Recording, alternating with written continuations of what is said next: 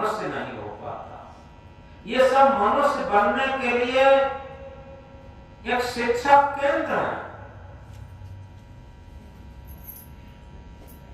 सदगुरु कबीर साहब कहते हैं, मानुष तेरा गुण बड़ा,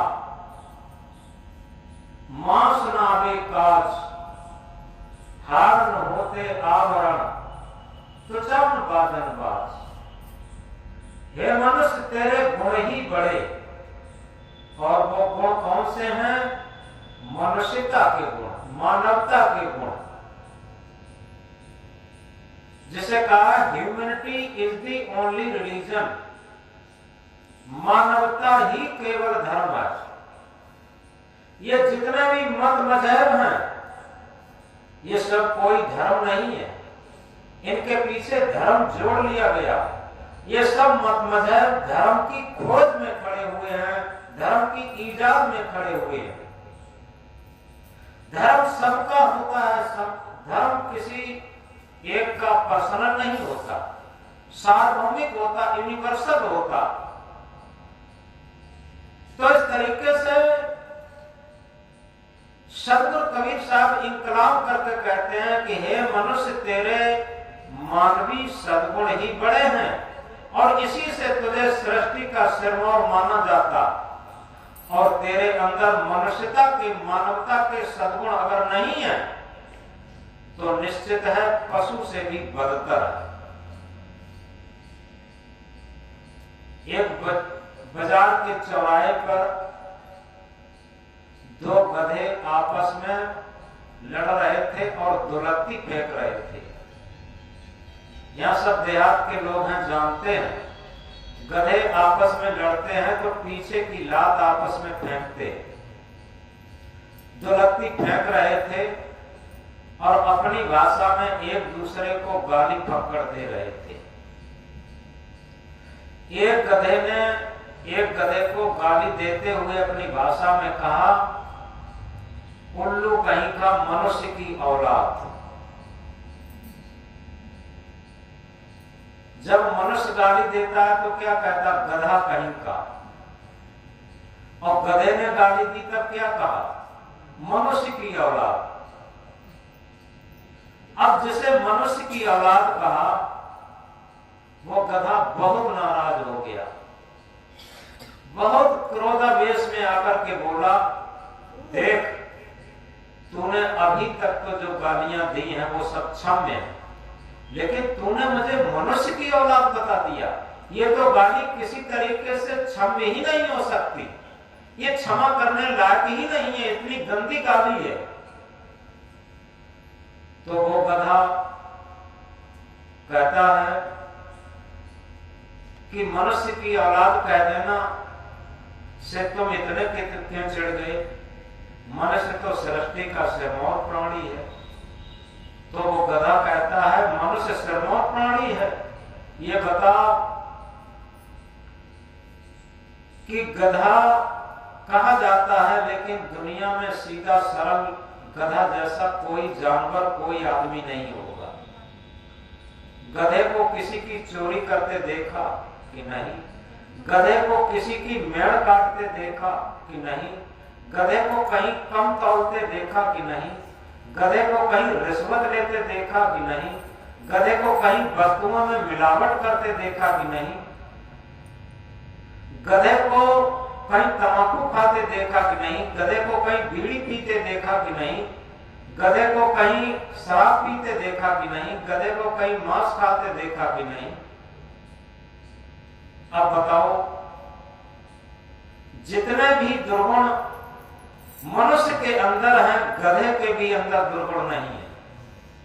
तो आंखें तरीता हुआ गधा बोला, फिर बता, जब तूने मुझे मनुष्य की औलाद कह दी, ये तो बहुत गलत किया। मनुष्य के अंदर जितने अवगुण हैं वो मेरे अंदर कब हो सकते? तो उस गधे ने फिर क्षमा मांगी कि मालिक मेरे क्षमा कर दो, अब ऐसी गलती कभी नहीं करेंगे।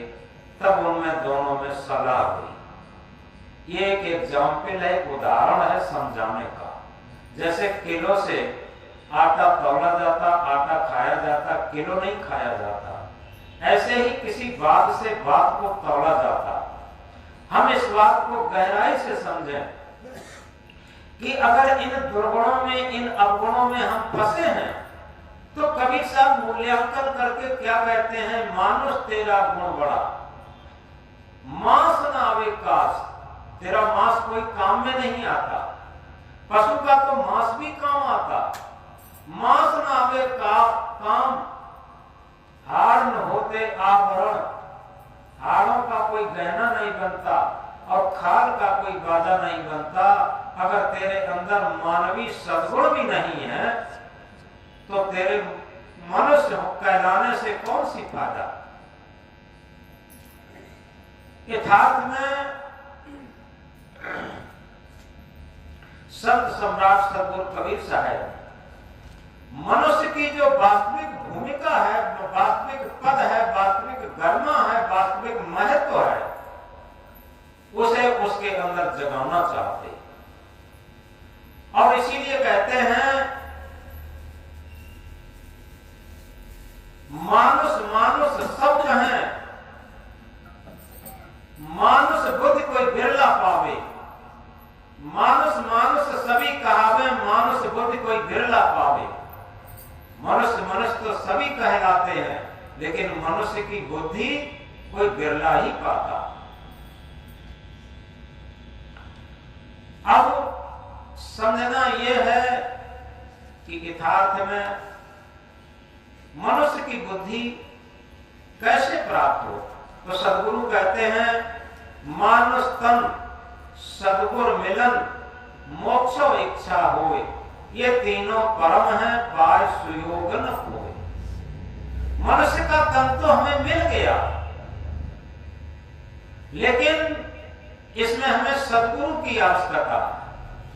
अगर सच्चे सद्गुरु भी मिल जाए और हमारे कल्याण की भी भावना जग जाए, ये तीनों चीजें एक साथ आ जाएं, तो हमारे मनुष्य होने का महान पर्व, मनुष्य होने की महान ये भूमिका वास्तव में कृतार्थ हो सकती। कब? मानुष तन सद्गुर मिलन मोक्ष इच्छा हो, ये तीनों चीजें एक साथ आ जाए, तीनों गुण एक साथ आ जाए। पाए सुयोग न खोए, ऐसा अमूल्य सुयोग पा करके खोना नहीं चाहिए। यदि ऐसा सुयोग अवसर पाकर के हम खो देते हैं तो निश्चित है हम जैसा दुर्भाग्यशाली कौन होगा। आप इस बात को बहुत सरल तरीके से जानते हैं। अपने खेत में जो फसल उगाना चाहते हैं वही बीज हम बोते हैं और अब समझ लेते हैं कि हमें अमुक फसल उगाना, लेकिन ऐसा अपने अंतःकरण में नहीं करते, अपने मन में नहीं करते। क्योंकि कबीर साहब क्या कहते हैं, चाहत सुख दुख संग न छाड़ा। चाहते तो सभी सुख हैं, लेकिन दुख का साथ ही नहीं छोड़ रहे। चाहत सुख दुख संग न छाड़ा, भंवर जाल बिच आसन माड़ा। चाहते तो सभी सुख हैं और दुखों का साथ नहीं छोड़ते। जैसे कोई नदी में भंवर पड़ी हो और उसमें हम स्थिर आसन से बैठना चाहें तो असंभव है। इसी तरीके से इस मन के भंवर में पूरे जीवन हम उमड़ घुमड़ करके और दुखों में ही जीवन व्यतीत करते। इस मन की भंवर में और इस मन की भंवर से बच जाएं तो हमारा जीवन सार्थक हो सकता। और इसीलिए कहा कबीर साहब ने, मैं भमरा तो बरजिया बन बन बास न ले, अटके गातों बेल में तड़प तड़प जिए थे। कबीर साहब ने इस मन को भमरा की तरीके से बताया। जैसे वन का भमरा होता है, विविध फूलों में गंध लेता फिरता है, और कभी क्या होता है, एक कमल के फूल में जाकर के फंस जाता। दिन भर बैठा रहा, दिन में कमल का फूल खिल जाता और वो गंध लेता रहता, और जैसे ही शाम हुई वैसे ही कमल का फूल बंद हो जाता और भंवरा उसमें बंद हो जाता। कमल सुमन विकसित निरख भमर सुगंधित हेत, जाय बैठते सुमन में पुण्य संपुट कर लेत। इतने में दिनकर मचल चले, अरुण से होने को जब आई, अरुण से होने को जब आई। इस दास्तान को तो सुनिए, ऐसा जनगण सब मन लाई। क्या हुआ? भंवरा एक कमल के फूल में जाकर के बैठा और सुगंधी लेता रहा, लेता रहा, लेता रहा। तब तक दिनकर मचल चले, यानी सूर्य अस्ताचल की तरफ चले गए और रात्र हो गई। भंवरा कमल फूल में बंद हो गया। अब क्या होता है? भंवरा मन ही मन सोच रहा, ये सुमन काटना ठीक नहीं। रात्रि व्यतीत हो इस ही में, तज सुगंध जाना ठीक नहीं। प्रातः रवि देव उदित होंगे, तो स्वयं पुष्प खिल आएगा। मैं भी प्रस्थान करूंगा, तब सहज मेरा बन जाएगा। भंवरा मन मन में सोचने लगा, ये सुमन काटना ठीक नहीं, ये फूल को काटना ठीक नहीं है, कि उसमें वो आसक्त हो चुका है। और सुबह को जब सूर्य खिलेगा, तब सूर्य निकलेगा तो फूल भी खिल जाएगा और मैं भी अपने घर को प्रस्थान कर जाऊंगा। लेकिन क्या होगा? इतने में रजनी जो कठिन काष्ठ को भेद सके, वो फूलों से क्या कस खाए, वो फूलों से क्या कस खाए। पर हाँ आसक्ति बस जाकर भंवरा पंकज में फंस जाए। जब भंवरा कठिन काठ को भी काट देता, आपने देखा होगा बांस में भी सुराख कर देता। जब कठिन काष्ठ को भेद सके, वो फूलों से क्या कस खाए, पर अपनी आसक्ति बस जाकर पंकज में फंस जाए। इतने में रजनी खिसक गई, अब 4 बजे का समय हुआ। मानो भंवरा के काल देव का एकमात्र आगमन हुआ। आए गयो तही काल में जंगल से गजवृंद, सुमन तोड़ी गजमुख कियो भंवर मरोहित गंध। इतने में क्या हुआ? जब 4 बजे का समय होता है, तब हाथियों का झुंड सरोवर में पानी पीने के लिए जाता है। हाथी पानी भी पीता है और कमल के फूल तोड़ तोड़ करके मुंह में डाल लेता है। कमल के फूलों के साथ उन भंवरों का भी अंत हो जाता है, जीवनांत हो जाता है। तो तभी अभी एक लाइन कही थी, जो कठिन काष्ठ को भेद सके, वो फूलों से क्या कस खाए, पर हाँ अपनी आसक्ति बस जाकर पंकज में फंस जाए। उन पशु कीटों और कीड़ों को एक एक विष हैरान किए, ये दंभ प्रचंड विषम विष ने बेचारों को गलतान किए। ये जितने भी प्राणी मात्र हैं, उन सब में एक एक विषय बहुत तीव्र होता। हाथी के अंदर स्पर्श विषय होता, मछली के अंदर रस विषय होता, भंवरे के अंदर रूप विषय होता, और भंवरे के अंदर गंध विषय होता, और जो पतंगा होता है उसके अंदर रूप विषय होता। पतंगा दीपक पर मरता। तो सद्गुरु समझाते हैं, उन पशु कीटों और कीड़ों को एक एक विष हैरान किए, ये दंभ प्रचंड विषम विष ने बेचारों को गलतान किए। मानुष तन में तो पांचों विषय एकत्र हुए हैं आकर के, हे नर जीवो चेत करो ये विषम हलाहल पा करके। मनुष्य तन में तो पांचों विषय इकट्ठे हुए हैं, उन पशु और कीड़ों में तो एक एक विषय की प्रधानता है, और मनुष्य शरीर में पांचों विषयों की प्रधानता। और ये विषम हलाहल, विषम जहर को पाकर के हम जागृत नहीं हो पाते, हम सत्य सत्य का विवेक नहीं कर पाते, हम अपने जो सत्य आत्मा है उसका अवलोकन नहीं कर पाते, उसके बारे में चिंतन नहीं कर पाते, आत्मवाद के अनुसार अपना जीवन नहीं बिता पाते, केवल मन इंद्रियों की गुलामी में रात दिन हमारी सारी योग्यता मिट्टी में मिल जाती है।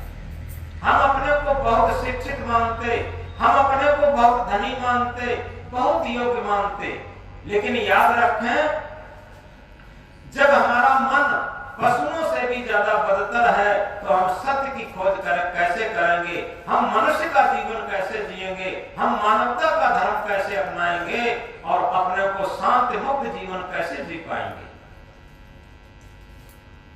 शिष्य सदगुरु से प्रश्न करता है कि हे सदगुरु, इन पांचों विषय से हम अलग रह करके और वास्तविक जीवन कैसे जी सकते, मनुष्यता का जीवन कैसे जी सकते।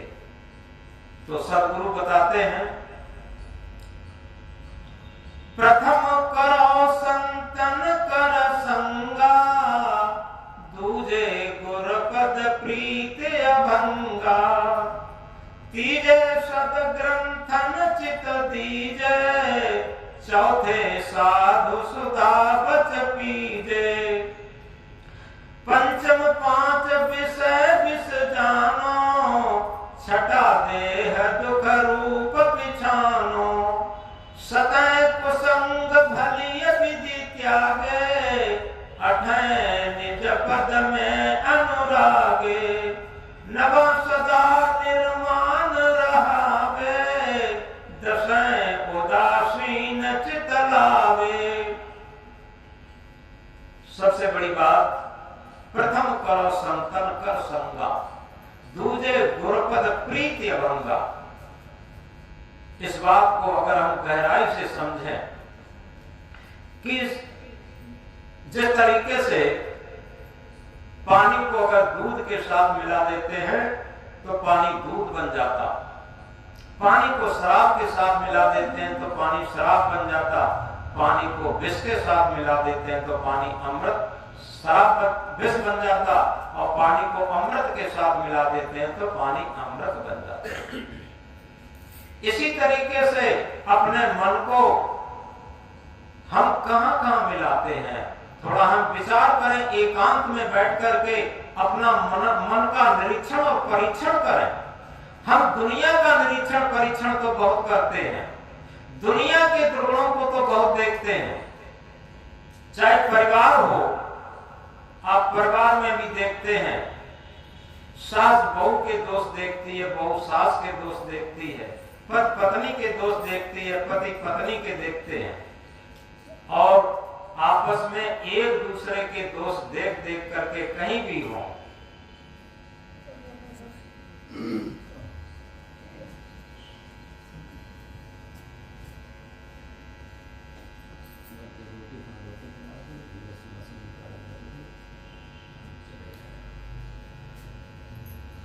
कहीं भी हो, केवल हम दूसरे के दोष देखते हैं। छिद्रा अन्वेषी यानी अवगुणों दुर्गुणों के खोजी।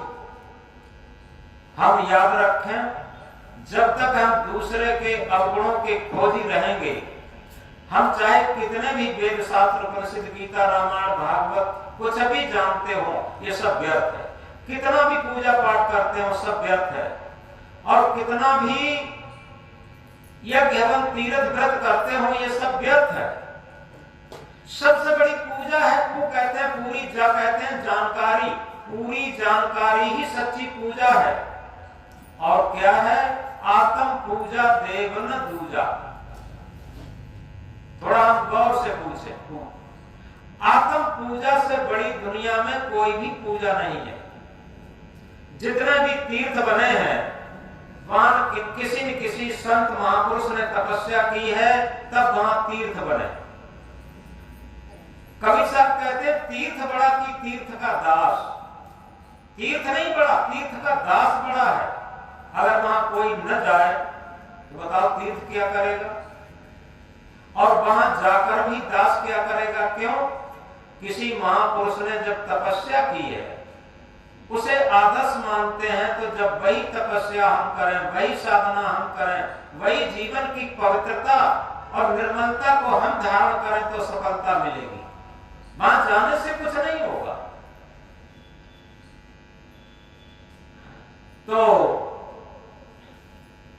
हम कह रहे थे कि हम दूसरे के अवगुण देखते हैं। यथार्थ में सदगुरु कबीर साहब इंकलाब करके कहते हैं, बुरा जो देखन हम चले, बुरा न मिलिया कोई, जब दिल खोजा आपना मुझसे बुरा न कोई। जब दिल खोजा आपना, थोड़ा हम गहराई से समझें। अपने हृदय के तराजू पर सुबह ब्रह्म मुहूर्त में उठ करके हम अपना जीवन तौलना शुरू कर दें, अपना नित्य का व्यवहार तौलना शुरू कर दें, आप एक महामानव बन सकते, महान भक्त बन सकते, महान संत बन सकते। ये एक बहुत ऊंची चीज है। ब्रह्म मुहूर्त बेला में जब हमारी आंख खुले तो हमारे पास एक तराजू हो, हृदय का तराजू। हृदय के तराजू को प्रयोग करें और हृदय के तराजू पर अपना नित्य का व्यवहार तौलना शुरू कर दें। हमारी समझ में आ जाएगा कि हम कितने योग्य हैं, कितने ज्ञानी हैं, कितने भक्त हैं, कितने अभक्त हैं, कितने सज्जन हैं, कितने दुष्ट दुर्जन हैं। ये सारी बात समझ में आ जाएगी। तो फिर हमें दूसरों में अवगुण नहीं दिखाई देंगे, फिर हमें दूसरों में गुण दिखाई देंगे। ये सूत्र की बात है। जितनी हमारी नेगेटिव थिंकिंग जिसे कहते हैं, नकारात्मक सोच रहती है, नकारात्मक विचार रहते हैं, उतने ही हम अपने गुणों को वर्णन करते हैं और दूसरे के अवगुणों को वर्णन करते हैं। और जितनी हमारी सकारात्मक सोच होती है, सकारात्मक पॉजिटिव थिंकिंग जिसे कहते हैं, हमारी होती है, तो निश्चित है हमें अपनी गलतियां दिखाई देती और दूसरे के सद्गुण दिखाई देते। ये सूत्र है। और नकारात्मक सोच हमारे जीवन को नरक बना देती और सकारात्मक सोच हमारे जीवन को स्वर्ग बना देती। इस बात को बहुत गहराई से समझें। यह जो सकारात्मक सोच है, यही तो सच्चा सत्संग है। यह घटना है सत्संग की। देखो, महाभारत की कथा आपको बताएं। जब श्री कृष्ण शांत दूत बनकर के दुर्योधन के पास गए और दुर्योधन से यह कहा कि ऐसा करो, पांडवों को केवल 5 गांव दे दो, 5 शहर दे दो, बाद बाकी शासन तुम ही करना। दुर्योधन से ये कहा। दुर्योधन ने श्री कृष्ण के सामने उंगली हिलाते हुए कहा कि बिना लड़े सुई के नोक के बराबर नहीं दे सकते। ये कहा था, बिना लड़े सुई के नोक के बराबर नहीं दे सकते। इतनी नकारात्मक सोच दुर्योधन को भर गई थी, इतना अहंकार भर गया था। जो नकारात्मक सोच और अहंकार साथ साथ रहते हैं और सकारात्मक विचार और निरहंकारी जीवन साथ साथ रहते हैं, ये सूत्र की बात होती है। तो जितना अहंकार दुर्योधन के अंदर था, बिना लड़े सुई के नोक के बराबर नहीं दे सकते। आखिर क्या हुआ?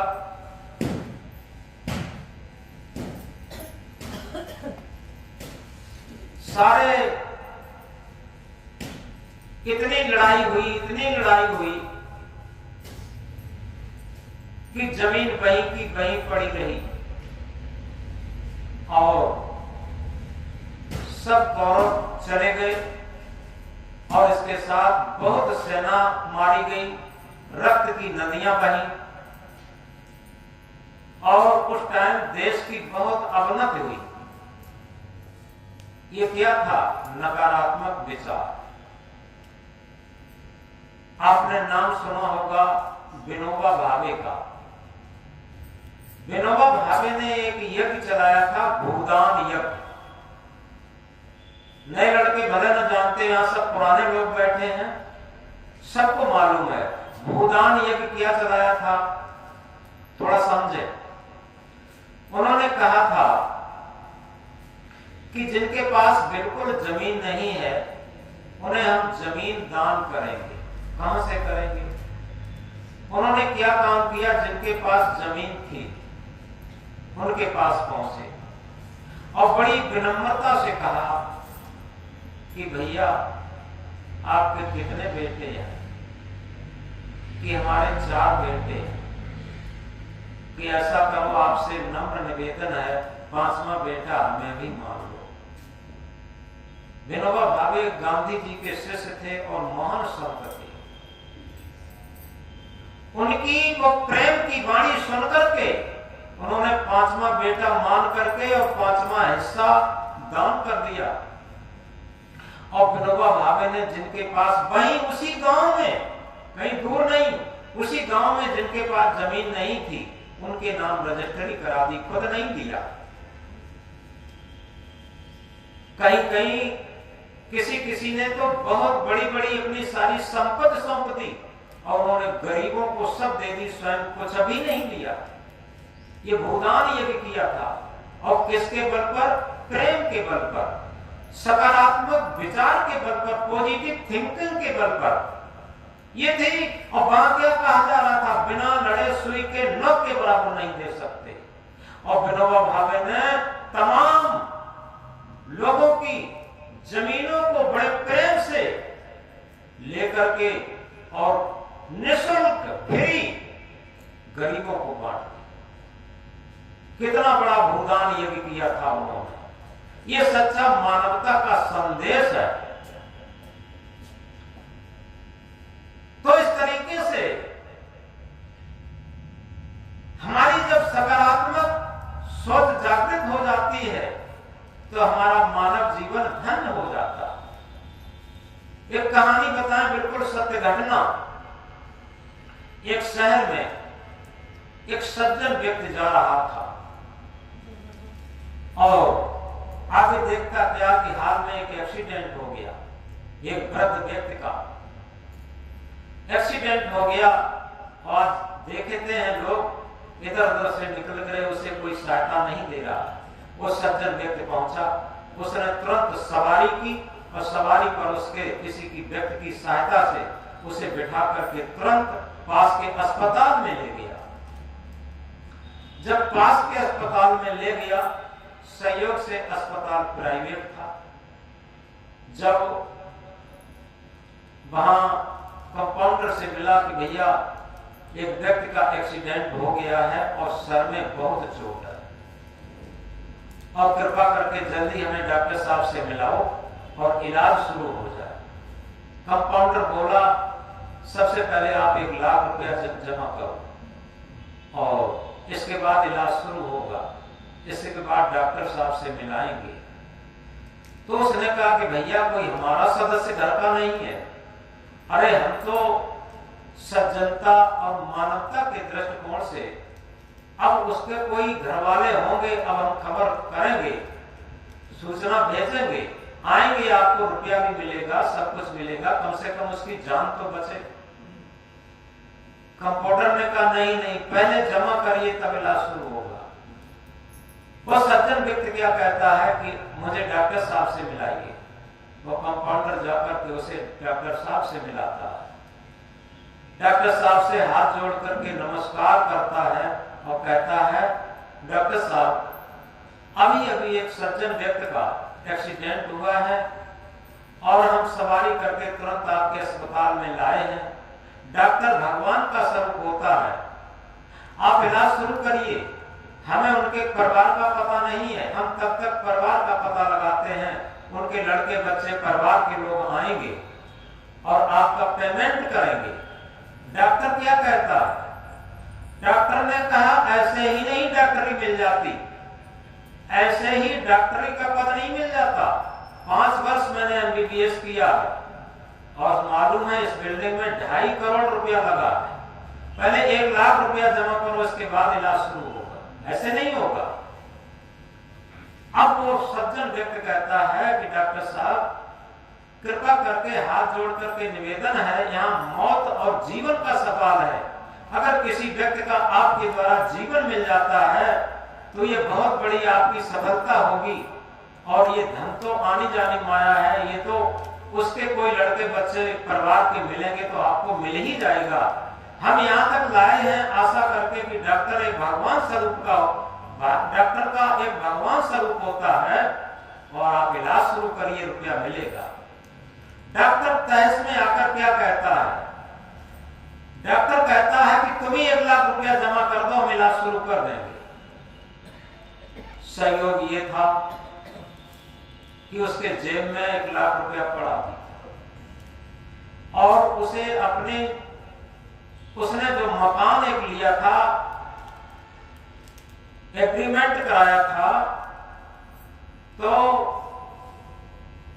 वो 15 लाख रुपया दे चुका था, वो 14 लाख रुपया दे चुका था, 1 लाख बाकी था। वही 1 लाख रुपया लेकर के वो किस्त जमा करने जा रहा था, इसलिए पड़ा था। तो उसने कहा कि ठीक है डॉक्टर साहब, यहाँ जीवन और मौत की बात है, ये 1 लाख रुपया आप लीजिए, आप इलाज शुरू करिए। हम सोचते हैं कि इस आज के दिन हम एक अपने मकान के मालिक बन जाते, अब हमें महीना 2-4 महीना और इंतजार करना पड़ेगा, और इसके बाद ही हम किस्त जमा करेंगे। आप इसका जीवन बचाइए किसी तरीके से। उसने 1 लाख रुपया जमा कर दिया। डॉक्टर ने तुरंत ड्रेस पहनी, ऑपरेशन वाली ऑपरेशन थिएटर में पहुंचाया, और पहुंच करके डॉक्टर जैसे ही ऑपरेशन थिएटर में पहुंचा और मरीज को देखा, एकदम डॉक्टर बेहोश होने लगा। कारण क्या था? वो मरीज डॉक्टर का पिता ही था, डॉक्टर का पिता ही था। अब वो घबराने लगा, बहुत बेहोश होने लगा, और एकदम रोता हुआ बाहर निकल आया। बाहर जो सज्जन बैठा था जिसने 1 लाख रुपया जमा किया था, उस पेशेंट को लेके आया था, डॉक्टर के पिता को लेके आया था, उसके जाकर के बाहों में भर लिया, बड़ी बड़ी आंखों से रोने लगा, आंसुओं से, और कहता है कि भाई तुम आदमी नहीं देवता हो, मेरे लिए भगवान हो। तुमने आज मेरे भगवान को बचा लिए, ये तो मेरे पिता हैं, और अगर आप यहाँ लेके ना आते तो ये मर जाते, इतना इनका सर फूट चुका था। बहुत रोता है, बहुत गिड़गिड़ाता है। अब समझिए यहाँ पर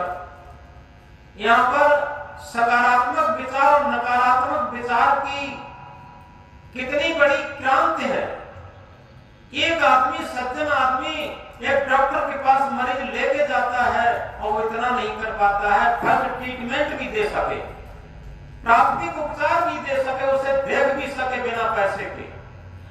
एक वो सज्जन है जिसके सकारात्मक विचार, और जब उसकी बात समझ में आई कि ये तो मेरे ही पिता हैं, जब उसने समझा ये तो मेरे ही पिता हैं, तब फूट फूट कर रोने लगा, और उस सज्जन व्यक्ति को जो खरी खोटी कहता था, उसे बाहों में भर के रोने लगा, तुम तो मेरे भगवान हो, तुम तो सच्चे देवता हो। तो इस तरीके से हम याद रखें कि जब तक हम अपने जीवन में एक क्रांति नहीं लाएंगे, एक परिवर्तन नहीं लाएंगे, किसी पूजा पाठ से हमारे पाप नहीं कर सकते। क्योंकि जिस तरीके से कहीं पर आग लगी हो तो आग किसी पूजा पाठ से नहीं बुझ सकती। आग का विरोधी है पानी। आग का विरोधी हम पानी डालना शुरू कर दें, आग बुझ जाएगी। इसी तरीके से अगर हमने पाप किए हैं तो पाप का विरोधी है पुण्य, परमार्थ। रामायण की चौपाई क्या कहती है? हम रामायण को बहुत मानते हैं, राम को बहुत पूजते हैं, लेकिन रामायण और राम की बात नहीं मानते। रामायण में क्या है, क्या कहा? परहित सरस धर्म नहीं भाई, पर पीड़ा सम नहीं अधमाई। परहित के समान दुनिया में कोई धर्म नहीं। अब समझो, जब परहित के समान दुनिया में कोई धर्म नहीं, तो किसी तीर्थ से, व्रत से, पूजा पाठ से धर्म कैसे हो सकता? रामायण खुद कहती है परहित के समान दुनिया में कोई धर्म नहीं, और पर पीड़ा के समान दुनिया में कोई अधर्म नहीं। और क्या कहा? और कहा कोई का हुक्म नहीं सुख दुख दाता, कोई किसी को सुख दुख देता नहीं है। निज कृत कर्म भोग फल भ्राता, अपने ही किए हुए कर्मों का सबको फल भोगना पड़ता। ये रामायण कहती है। हम राम को बहुत मानते हैं, लेकिन राम का सबसे बड़ा आदर्श क्या है? प्रातः काल उठ के रघुनाथा, मात पिता गुण नामे माथा। दुनिया में सबसे बड़ा जो राम का आदर्श है, हम राम को मानते हैं, लेकिन उसके आदर्श को क्या मानते? अगर आदर्श को हम मान लें तो राम तो हमारे अंदर से प्रकट होने लगेंगे। प्रातः काल उठ करके सबसे पहले हम माता पिता और गुरु के चरणों में मस्तक टेक करके काम को शुरू करें। राम यही करते थे। प्रातः काल उठ करके अपने माता पिता और गुरु को मस्तक टेक करके कोई काम शुरू करते थे, इससे पहले नहीं करते थे। तब ये राम भगवान बने, ऐसे नहीं बन गए। लेकिन हम राम को भगवान तो मान लेते हैं, उनके आदर्श को ग्रहण नहीं करते। तो सबसे बड़ी बात यही है, जो हम कह रहे थे कि हमारे अंदर जो नकारात्मक विचार भर गए हैं, उन्हें निकालने के लिए सकारात्मक विचार की जरूरत है। और ये तो बात सबको समझ में आती है। कबीर साहब इंकलाब करके कहते हैं, कबीर कमाई अपनी निष्फल कभू न जाए, बोया पेड़ बबूल का आम कहां देखा। अपना कर्तव्य कभी भी निष्फल नहीं जा सकता। अपने खेत में अगर बबूल का बीज बो दिया है और आम की आशा करें पके पके मीठे टक्का खाने को मिलेंगे, तो सब कहां से मिलेंगे? यही आशा हमारी है। कबीर साहब भौतिक की बात कहकर के आध्यात्म की बात समझाते हैं। कैसे? जैसे हम खेत में बबूल का बीज बोएंगे तो बबूल का ही बीज उगेगा और उसमें कांटे ही लगेंगे। ऐसे ही अपने अंतःकरण में, अपने मन में हमने काम के बीज बोए हैं, क्रोध के बीज बोए हैं, लोभ के बीज बोए हैं, मोह के बीज बोए हैं, अहंकार के बीज बोए हैं, स्वार्थ के बीज बोए हैं, छल कपट के बीज बोए हैं, चोरी हिंसा व्यभिचार के बीज बोए हैं। ये सारे बीज ही तो बबूल के बीज हैं। अब ये बबूल के बीज बोए हैं और हम सोचें कि हमें स्वर्ग मिल जाए, जन्नत मिल जाए, सतलोक मिल जाए, वैकुंठ धाम मिल जाए, ये कहां से मिल जाएगा? ये मीठे फल कहां से मिलेंगे? सबसे बड़ी बात ये है, अकाम के बीज बोएं, अक्रोध के बीज बोएं, निर्लोभ के बीज बोएं, निरंकार के बीज बोएं। अगर ये बीज बोते हैं, निश्चल निष्कपट निर्द्वंद निर्विकार के बीज बोएं, प्रेम के बीज बोएं, घृणा के नहीं प्रेम के बीज बोएं। अगर ये बीज बोते हैं तो हमें भक्ति के मीठे फल खाने को मिलेंगे। जो दुनिया में सबसे मीठे फल हमारे संस्कारों के हैं। और इसीलिए सदगुरु ने कहा, उठता है विचार तो उठता है आदमी, उठता है विचार तो उठता है आदमी, और गिरता है विचार तो गिरता है आदमी। अगर आदमी के विचार उच्च होते हैं, महान होते हैं, तो निश्चित है व्यक्तित्व उसका महान होता, प्रतिभा उसकी महान होती, उठ जाता है आदमी। और जिसका जितना विचार नीचे गिरता है, स्वार्थपूर्ण होता, मन की गुलामी पूर्ण होता, मन की कलुषता पूर्ण होता, लोलुपता पूर्ण होता, वो आदमी उतना ही गिरता चला जाता। एक अक्षर ज्ञान का न जानता हो कोई बात नहीं, दुनिया में कोई उसे भक्त साधक सज्जन संत गुरु कुशन कहता हो कोई बात नहीं, लेकिन वो अंदर से ईमानदार हो, पवित्र हो, हृदय के तराजू पर तौल करके उसका जीवन चलता, ये सबसे बड़ा ज्ञान है।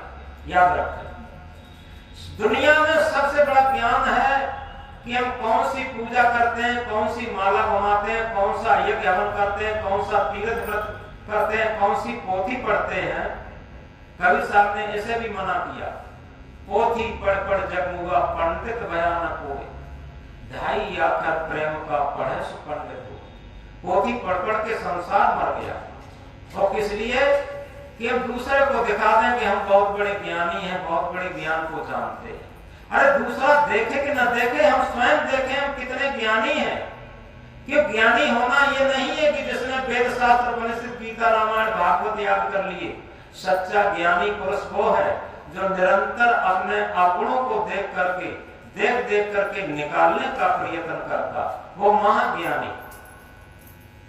तो इस तरीके से अगर हम अपने अज्ञान को देख रहे हैं तो हम ज्ञानी, और अपने ज्ञान को देख रहे हैं तो हम अज्ञानी। ये ज्ञानी अज्ञानी की परिभाषा है। जो आदमी निरंतर अपने अंदर ज्ञान को देख रहा है कि हमारे अंदर कितना ज्ञान है, कितना धन है, कितना पद है, कितनी प्रतिष्ठा है, ये सब अहंकार है, और अहंकार ही अज्ञान है। इसे देख रहा है वो अज्ञानी। और जो ये देख रहा है कि हमारा जीवन कैसा है, हृदय के तराजू पर तौल करके ईमानदारी से चल रहा है कि नहीं चल रहा, आत्मा के तल पर चल रहा है कि नहीं चल रहा, मन की गुलामी कितनी चल रही, इंद्रियों की गुलामी कितनी चल रही, कहीं हम राग द्वेष तो नहीं कर रहे, कहीं छल कपट तो नहीं कर रहे, कहीं बेईमानी धूर्ताई ठगाई तो नहीं कर रहे। अगर इस तरीके का जीवन चल रहा है तो निश्चित है वो महाज्ञानी।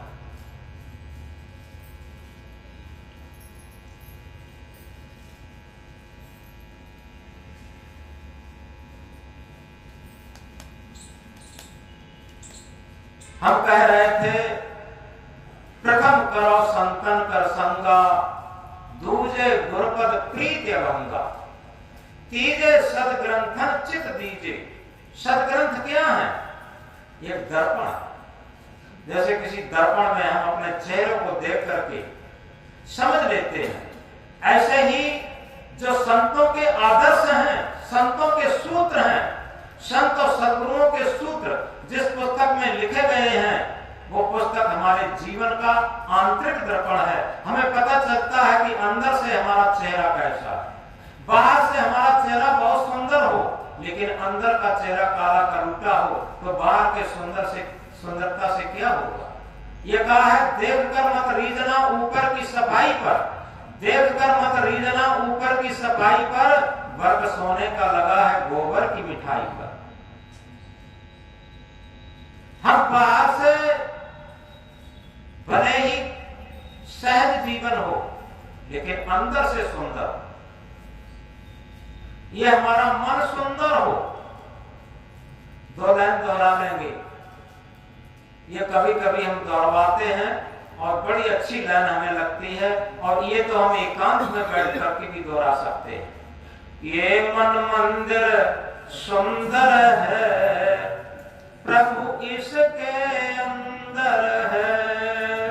ये मन मंदिर सुंदर है, प्रभु इसके अंदर है। ये मन मंदिर सुंदर है, सद्गुरु इसके अंदर है। ये मन मंदिर सुंदर है, सद्गुरु इसके अंदर है। ये मन मंदिर सुंदर है, आत्म इसके अंदर है। ये मन मंदिर सुंदर है, आत्म इसके अंदर है। यथार्थ में जीवन की सबसे बड़ी संपत्ति है मन का सुंदर होना, मन का निर्मल होना, मन का पवित्र होना। दुनिया में इससे बड़ी संपत्ति कोई है ही नहीं, इससे बड़ा भजन कोई है ही नहीं, इससे बड़ी पूजा कोई है ही नहीं, इससे बड़ा तीर्थ व्रत कुछ है ही नहीं। मन की पवित्रता, मन की निर्मलता, जिसका मन जितना निर्मल और पवित्र है वो इतना ही महान है, उतना ही ज्ञानी है। याद रखें, ऐसा नहीं, तुलसीदास ने भी रामायण में कहा है, बड़ी सुंदर बात कही तुलसीदास ने, निर्मल मन सोई जन मोह पावा, मोह कपट छल छिद्र न भावा। बताओ, आप लोग समझते होंगे कबीर साहब की बात कह रहे, ऐसा नहीं। तुलसीदास ने कहा हम तीर्थ करें, व्रत करें, पूजा पाठ करें और मन हमारा गंदा रहे। बताओ, उस पूजा पाठ से क्या लाभ होगा, उस तीर्थ व्रत से क्या लाभ होगा? माला घुमाते हो, कबीर साहब ने माला के संबंध में भी बड़ा सुंदर कहा। क्या कहा? माला तो कर में फिरे, जीव फिरे मुख माय, मनुआ तो 34 फिरे, ये सुमिरन है ना। ये सुमिरन नहीं है, मन चारों तरफ भटक रहा है। और इसीलिए कहा कर का मन का डार के मन का फेर, माला फेरत जुग भया। सदगुरु क्या बताते? माला फेरत जुग भया, फिरा न मन का फेर। माला फेरते फेरते पूरा जीवन बीत गया और जुग बीत गए, लेकिन ये मन का फेर नहीं मिट पाया, मन का जाल नहीं मिट पाया। और इसीलिए क्या करें? कर का मन का डार के मन का फेर, हाथ की माला फेंक दे। कर का मन का, हाथ की माला फेंक दे और मन का फेर, मन की माला फेर। जब मन की माला हम फेरना शुरू कर देंगे तो हमारा मन पवित्र हो जाएगा और रामायण की, तुलसीदास की बात चरितार्थ होना शुरू हो जाएगी। निर्मल मन सोई जन मोह पावा, मोह कपट छल छिद्र न भावा। कहां तुलसीदास ने लिखा कि इधर तीर्थ में जाओ, उधर तीर्थ में जाओ, इधर पूजा करो, उधर पाठ करो। उन्होंने कहा कि मन निर्मल बनाओ, बस मन पवित्र बनाओ। कादर मन कर एक अधारा, दैव दैव आलसी पुकारा। ये रामायण की चौपाई है। कादर मन का केवल एक ही आधार है, दैव दैव आलसी पुकारा। कोई देवता अपने कर्मों से उद्धार हो जाए तभी बहुत बड़ी बात है। और हम देवताओं के पीछे लगे रहते हैं कि देवता हमारा उद्धार करेगा। अरे सबसे बड़ी बात यह है, ये कहा है अपने अपने कर्म पर अपना ही अधिकार, अपने अपने कर्म पर अपना ही अधिकार, स्वयं बनावे कर्म पद स्वयं मिटा बनहार। सुर नर मुनि और देवता सात दीप नौखंड, कह कबीर सब भोगिया दे धरे को तन। चाहे वो सुर हो, सुर देवता को कहते, चाहे सुर हो, नर हो, मुंड हो, देवता हो, कोई भी हो, हम ये ड्रेस पहने हुए हैं, अगर हम गलत काम करेंगे हमें प्रणाम भोगना पड़ेगा। इसमें कोई पक्षपात नहीं है। तो सुर नर मुनि और देवता सात दीप नौखंड, कहे कबीर सब भोगिया दे धरे को धन, सबको भोगना पड़ेगा।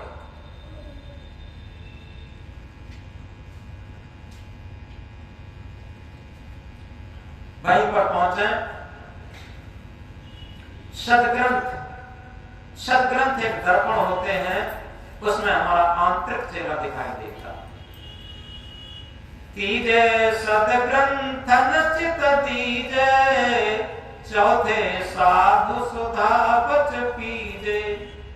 साधु का अमृतमय वचन हम अमृत समझ करके पिए, अपने आचरण में उतारे। साधु कौन?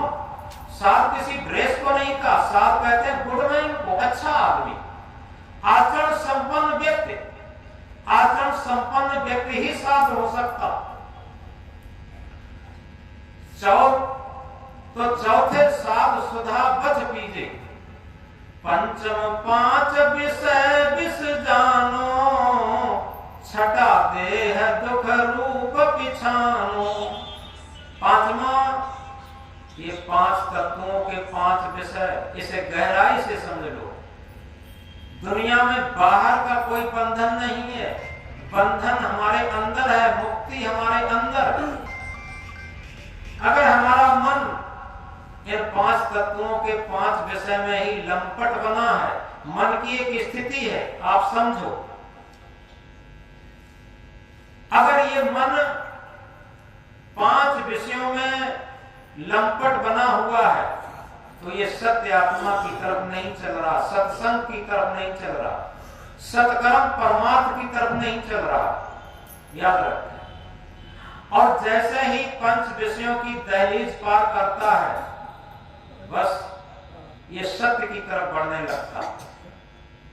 एक वैज्ञानिक उदाहरण देकर के समझाएं आपको। जैसे चंद्रमा और पृथ्वी के बीच में एक केंद्र है, पढ़े लिखे सब लोग जानते हैं। उस केंद्र के उस तरफ पहुंचने के बाद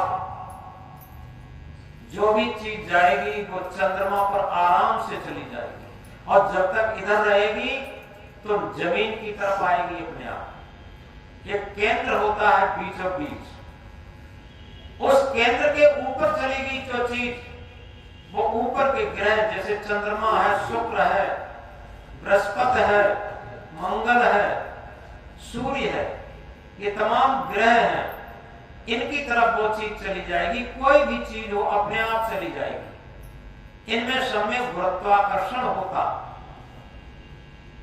और उस केंद्र से नीचे की तरफ रहेगी तो पृथ्वी पर वो चीज आगे गिरेगी। इसी तरीके से हमारे मन की स्थिति है, थोड़ा गहराई से समझें। सत्य आत्मा की तरफ और 5 विषयों की तरफ, क्योंकि शरीर और आत्मा के मिलन से शरीर बना। अब विचार ये करना है, विवेक ये करना है, इस शरीर से सत्य आत्मा की तरफ चलना, और जब शरीर से हट करके और जो हम ध्यान के समय एक मंत्र दिया करते हैं कि शरीर को मैं मानना सबसे बड़ा ये पाप है, सब पाप इसके पुत्र है, सब पाप का ये बाप है। जब तक हम ये मानते हैं कि शरीर ही हम हैं, ये दुनिया में सबसे बड़ा पाप है, और जितने भी पाप हैं वो सभी का बाप यही है कि हम शरीर हैं। और जब शरीर से हट करके, जैसे हम किसी मकान में रहते हैं तो क्या कहते हैं, ये मकान मेरा है। आज तक कोई ये नहीं कहा कि हम मकान है। बताओ कोई कहता हो, चाहे वो पढ़ा लिखा हो या न हो, कोई धार्मिक ग्रंथ पढ़ता हो कि ना पढ़ता, कोई मतलब नहीं। क्या कहता है, ये मेरा मकान है, ये नहीं कह सकता ये हम मकान है। इसी तरीके से क्या कहते हैं, आज मेरे शरीर में दर्द है, आज मेरे पैर में दर्द है, आज मेरे सिर में दर्द है, ये शरीर मेरा है, सिर मेरा है, पैर मेरे हैं, हाथ मेरे हैं, पूरा शरीर मेरा है, हम शरीर नहीं है। जब ये बात हमें बोध में आ जाएगी अपने अंदर से, ये शरीर तो 5 तत्वों का हड्डी मांस का पुतला, ये मकान हमारे रहने का है। हम कौन हैं? हम शुद्ध चेतन ज्ञान स्वरूप अजर अमर आत्मा। हम ये शरीर नहीं है, शरीर तो मेरे रहने का मकान है। और इसीलिए ये महामंत्र है, शरीर को मैं मानना सबसे बड़ा ये पाप है, और सब पाप इसके पुत्र हैं, सब पाप का ये बाप है, ये सारे पापों का बाप है। शरीर को हम मानते अपने को रहते। तो चौथे साध सुधावत पीजे, पंचम 5 विषय विष जानो, छठा देह दुख रूप बिछानो। छठा नियम क्या है? ये शरीर ही दुखों का जड़ है। सारे दुखों की जड़ ये शरीर ही है। आप देख लो, जन्म से लेकर मृत काल तक इस शरीर के बल पर ही हमें सारे दुख मिले, और जब ये शरीर आत्मा के तल का काम करना शुरू कर दे, ये शरीर नहीं रहेगा, ये मंदिर हो जाएगा। इस शरीर से बड़ा दुनिया में कोई मंदिर नहीं, क्योंकि इससे क्या होगा? परहित होगा, परमार्थ होगा। मैथिली गुप्त क्या कहते? वही मनुष्य है जो कि मनुष्य के लिए मरे, वही मनुष्य है जो कि मनुष्य के लिए मरे, यह पशु प्रवृत्ति है जो कि आप ही चले। मनुष्य वही हो सकता जिसने अपने जीवन में परमार्थ की ठान ली है, परहित करके जी रहा है। और वही पशु से भी बदतर है, पूरे जीवन केवल अपने पेट के लिए, अपने स्वाद के लिए, अपनी मन इंद्रियों की गुलामी के लिए जिया। फिर ये शरीर नहीं मंदिर बन जाएगा। कब? ये जब परमार्थ करने लगे, परहित करने लगे, आत्म चिंतन करने लगे, आत्मा के तल पर जीवन जीने लगे, तो ये एक सुंदर मंदिर बन जाएगा। तो छठा देह दुख रूप पिछानो, सतै कुसंग भलिय विधि त्यागे, अठै निज पद में अनुरागे, नवा सदा निर्माण रहावे, दसै उदासीन चित लावे। सतै कुसंग भली विधि त्यागे। आदमी जीवन में पूजा पाठ न कर पाए, तीर्थ व्रत न कर पाए, यज्ञ हवन न कर पाए, कोई बात नहीं, लेकिन एक बात ठान ले कि हम कुसंग नहीं करेंगे। दुनिया में सबसे बड़ा घातक आदमी का दुश्मन है कुसंग, और सुसंग उन्नत का सोपान है। कुसंग अवनत का सोपान है।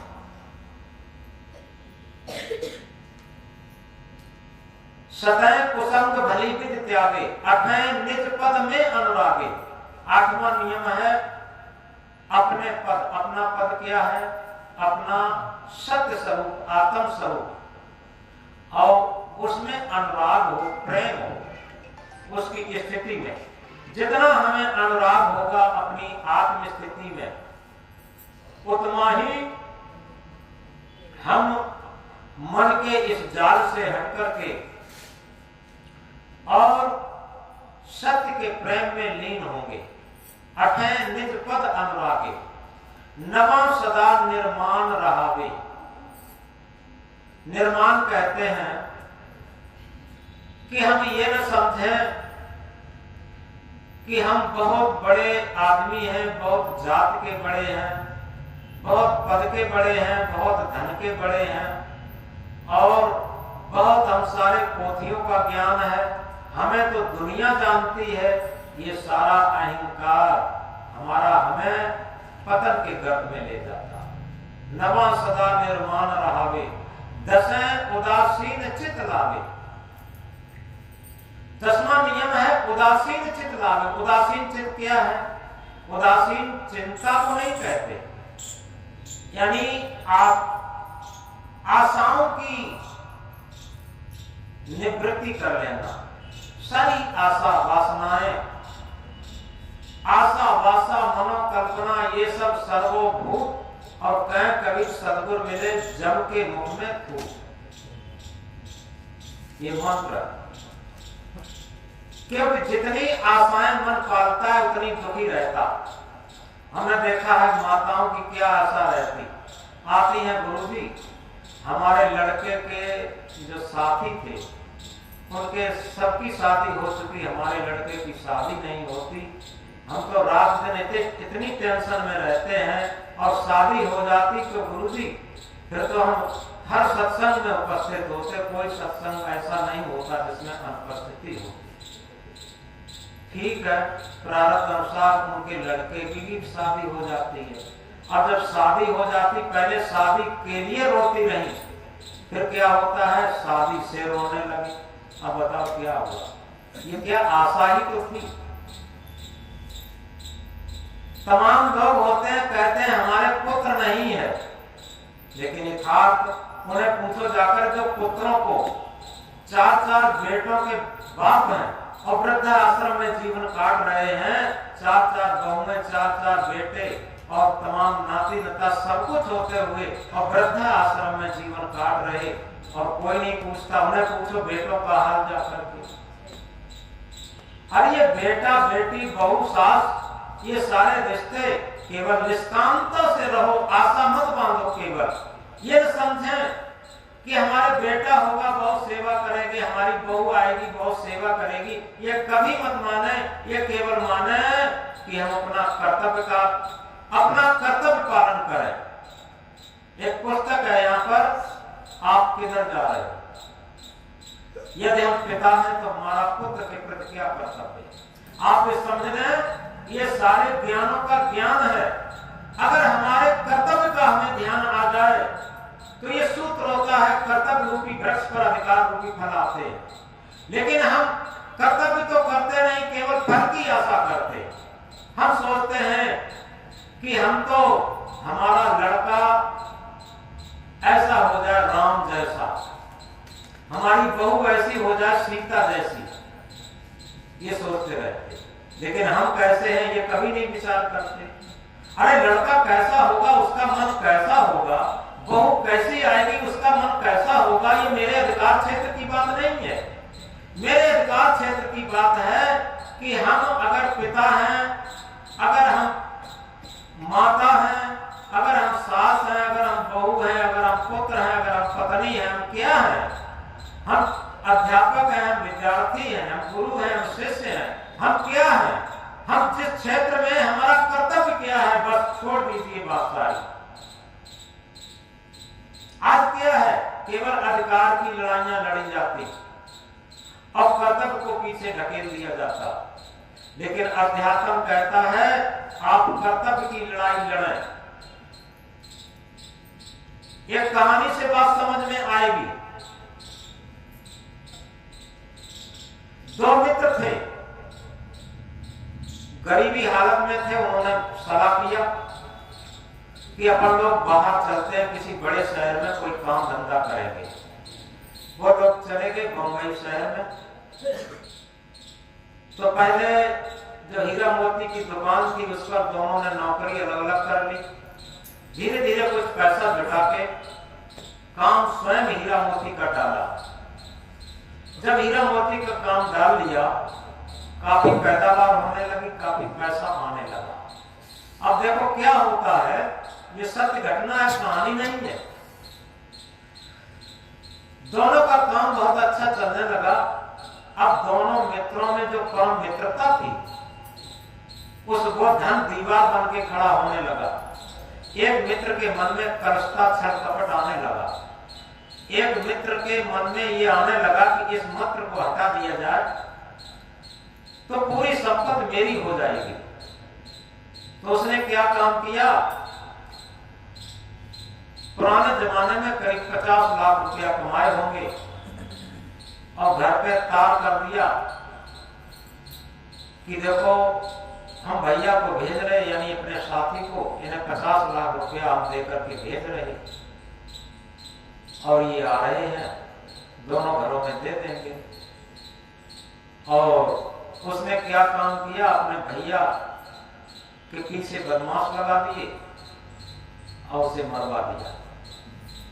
मित्र, भैया क्या, भैया कहने लगा था मित्र के पीछे बदमाश लगा के उसे मरवा दिया और घर वाले इंतजार ही देखते रहे। करीब 15 दिन बाद उन्होंने सूचना भेजी कि तुमने कहा भेज दिया, यहाँ तो कोई आया ही नहीं। कि अब क्या बताएं, यहाँ से तो भेज दिए, 50 लाख रुपया भी ले गए, अब नहीं आए तो हम क्या बताएं, रास्ते में क्या हुआ, कहाँ चले गए पता नहीं। अब बेचारे वो घर वाले मन महसूस के रह गए। कुछ दिनों के बाद जिसने बेईमानी की थी उसके एक बच्चा पैदा हुआ। जब बच्चा पैदा हुआ तो जन्म से ही वो विकलांग पैदा हुआ। धीरे धीरे बड़ा होने लगा, काफी रुपया खर्च किया गया उसके पीछे और करीब 6 साल तक उसकी बहुत कड़ा इलाज हुआ, बहुत कड़ी सेवा की गई। जितना उसने रुपया कमाया था उस बच्चे ने 6 साल तक सब लगा दिया। और हल्की तोतली बात करता था। डॉक्टरों ने कहा कि हो सकता है ये 15-20 वर्ष का हो, तब कुछ इसमें सुधार आ सकता है। जब 6-6.5 वर्ष का होगा तो एक दिन वो ऐसा लगा कि कुछ थोड़ा हल्की तोतली बोली में बोला, तो उसने टूटी फूटी भाषा में कहा कि पापा आप हमें जानते हो कौन हो? खुश हो गया कि हाँ बेटा, तू मेरा बेटा, तू मेरा बेटा। उसने कहा नहीं नहीं, हम बेटा नहीं, हम तुम्हारे वही मित्र हैं जो तुमने हमें मार दिया था, बदमाश लगा के बेईमानी की। और 6 साल में जितना आपने बेईमानी की वो सब लग गया, और जो बचा होगा कि हमारे काज दुनिया में खर्च कर देना। और इतनी कह करके लंबी सांस आई और मर गया, चला गया। तो अब समझो कि जितना बेईमानी किया था सब लग गया उसी में, और बाद में केवल रोते पश्चाताप करते रहे कि आखिर वो बेईमानी न की होती तो आज ये परिणाम मुझे देखने को न मिलता। तो इसीलिए तो कबीर साहब कहते हैं, कबीर कमाई आपने निष्फल कबू न जाए, बोया पेड़ बबूल का आम कहाँ देखा। हम रात दिन बबूल के बीज बो रहे हैं अपने अंतःकरण में। ये खेत की बात कहकर के कबीर साहब अंदर की बात समझाते हैं। बबूल की बीज वही है जो हम छल के, कपट के, राग के, द्वेष के, बेईमानी के, झूठ के, फरेब के, ये सब बीज बो रहे हैं। और ये अमिट है बीज, ये आपको ये निश्चित है, आप कर्मों का फल भोगना पड़ेगा। इसलिए सूत्रबद्ध एक ही बात है, आप निष्कामता से अपना कर्तव्य पालन करें। आप पिता हैं, पुत्र हैं, माँ हैं, पत्नी हैं, क्या हैं, उस जिस जगह पर है आप अपना कर्तव्य पालन करते रहें, तो निश्चित आपकी हर जगह जीत होगी, आपका जीवन संतुष्टमय होगा, आपका धार्मिक जीवन होगा, आपकी पूजा सार्थक होगी, आपकी मानवता भी सार्थक होगी, ये सारी चीजें सार्थक होगी। तो इस प्रकार इस मंत्र को हम गहराई से समझें, जो कवि साहब ने कहा, मानुष तेरा गुण बड़ा, मांस नावे काज, हार न होते आवरण, कुचा न बाजन बा। हे मनुष्य तेरे गुण ही बड़े, तेरा मांस कोई काम नहीं आता, खाल का कोई बाधा नहीं बनता, हाड़ों का कोई गहना नहीं बनता। मानुष होय के ना हुआ, मुआ से ढागर ढोर, एक और जीव ठौर नहीं लागा, हुआ सुहासी को। हम मनुष्य होकर के जन्म तो ले लेते हैं, लेकिन मनुष्य होकर के जी नहीं पाते, मनुष्य होकर के मर नहीं पाते। यथार्थ में एक ही सूत्र है, एक ही नियम है। हम मनुष्य का जन्म ले लिए हैं तो मनुष्य होकर के जीना शुरू करें। और मनुष्य होकर के जीना क्या है?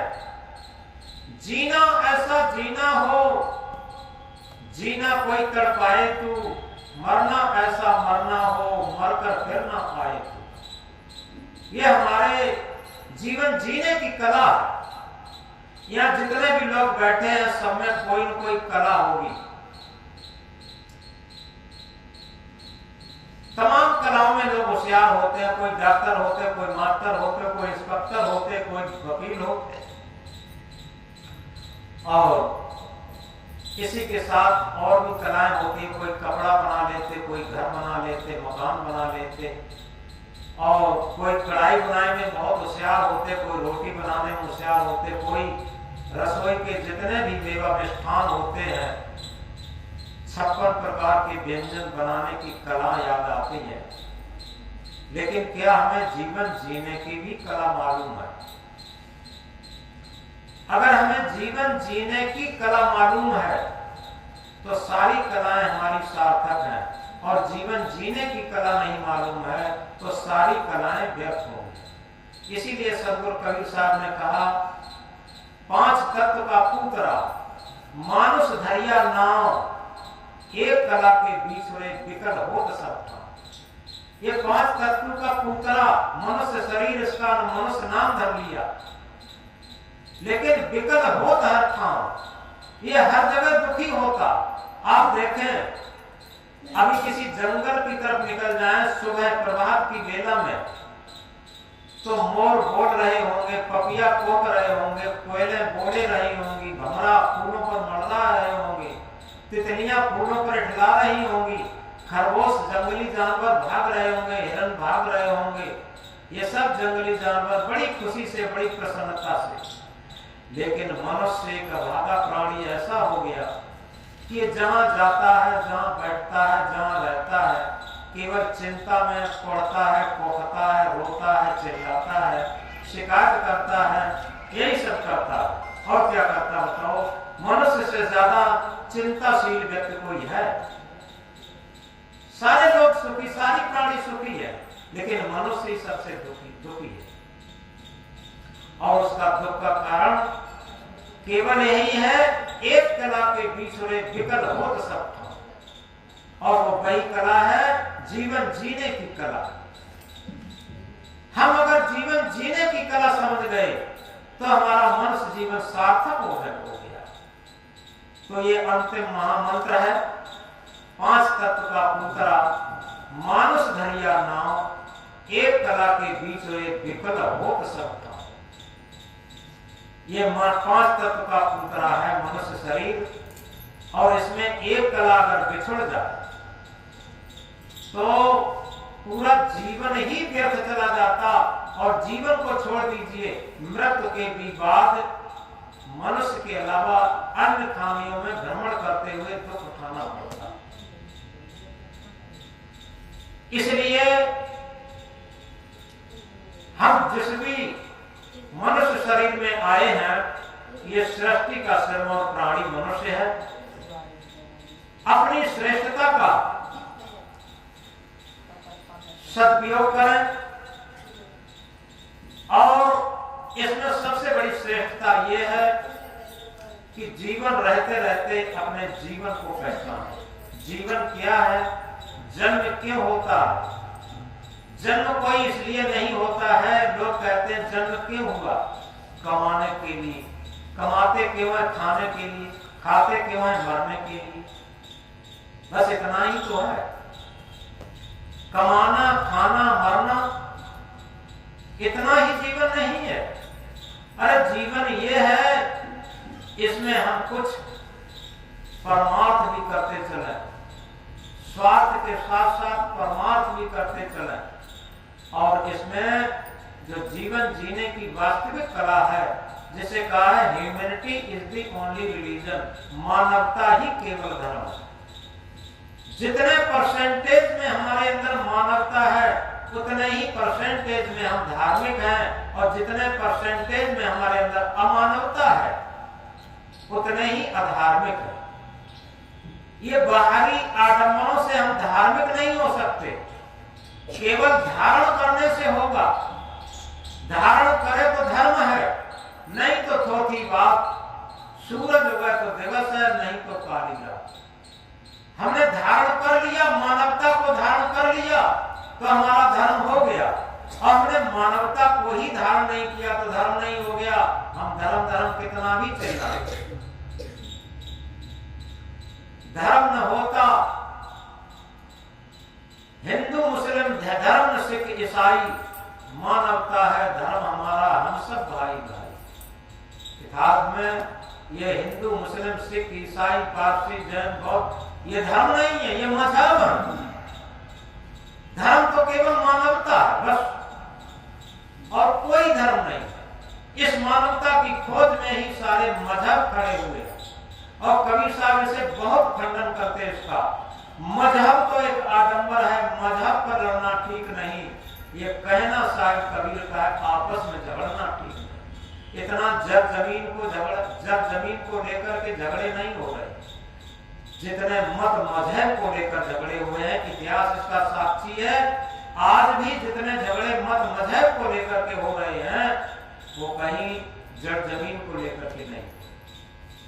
इसलिए कबीर साहब एक ऐसा संदेश देते हैं, मजहब तो एक आडंबर है, मजहब पर लड़ना ठीक नहीं। ये कहना साहब कबीर का है, आपस में झगड़ना ठीक है। तो इन्हीं शब्दों के साथ आज की बात विराम देते हैं और अगले रविवार को भी सत्संग होगा, क्योंकि होली के तुरंत बाद पड़ेगा। ये 9 तारीख आज 9 तारीख है, 9/7/16 को पड़ेगा जाकर के, और शायद 12-13 की होली है। तो इस तरीके से अगले रविवार को भी सत्संग होगा, सभी लोग आएंगे। बोलो सद्गुरु कबीर साहब की जय।